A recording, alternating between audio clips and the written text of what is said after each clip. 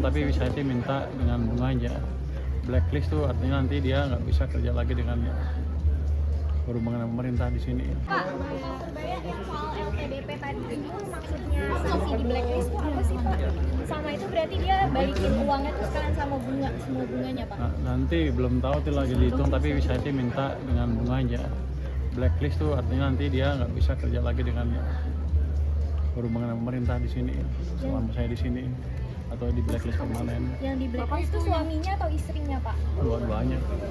Kalau yang dibalikin dana berarti suaminya aja ya Pak? Suaminya kan sudah selesai, tapi ada bunga. Pak, Pak, percepatan belanja untuk 809 triliun dalam waktu berapa minggu lagi gimana Pak? Kan berjalan terus, sekarang ya pertumbuhan dibanding tahun lalu udah kencang kan. Kita akan dorong terus. Ya, saya akan mulai lihat kementerian lembaga ada nggak yang masih lambat. Sepertinya sih rata-rata pertumbuhannya lebih bagus dibanding tahun lalu untuk belanja. Jadi kita bergerak ke arah yang benar.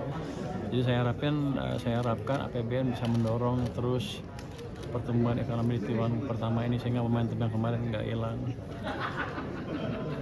Dari KL mana yang kira-kira bisa mempercepat? Secara umumnya, saya lihat kemarin secara keseluruhan sih oke. Saya akan lihat lagi ada nggak yang masih lambat. Saya akan lihat data Januari kan Februari saya akan lihat. Pak, soal ini Pak, yang kemarin Bea Cukai ngesegel toko perhiasan lagi itu, Kenapa? Update-nya Pak? iya update-nya Karena seperti apa apa? sih, Pak? Nggak bayar Karena apa biaya sih Pak? juga atau apa? Ya barangnya Spanyol lah. Spanyol tuh apa sih Pak? Spanyol lunup lah. Artinya ada yang 100% bea cukai masuk, ada yang 50, ada yang 25, nanti dilihat sama orang bea cukai seperti apa. Kedepannya berarti ada lagi yang total kerugiannya berapa Pak? Dan kedepannya apakah ada lagi yang akan disegel? Total kerugian belum saya dapat laporannya.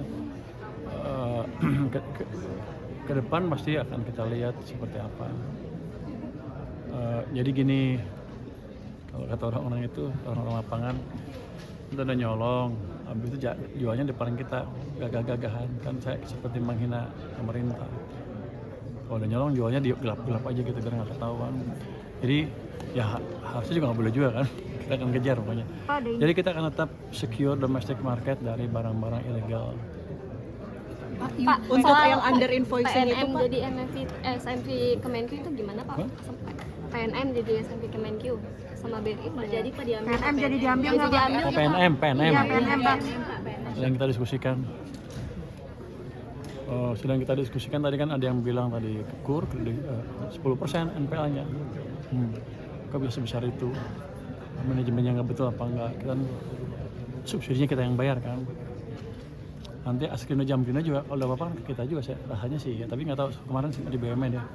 Oke, kita lihat apakah ada cara menyalurkan KUR dengan lebih baik, karena kan kalau perusahaan yang profit oriented, yang public itu kan cari untung sebesar-besarnya by design, sedangkan KUR desainnya nggak untuk itu kan, untuk memberi pembiayaan semurah-murahnya kepada masyarakat atau bisnis yang membutuhkan, UMKM yang membutuhkan.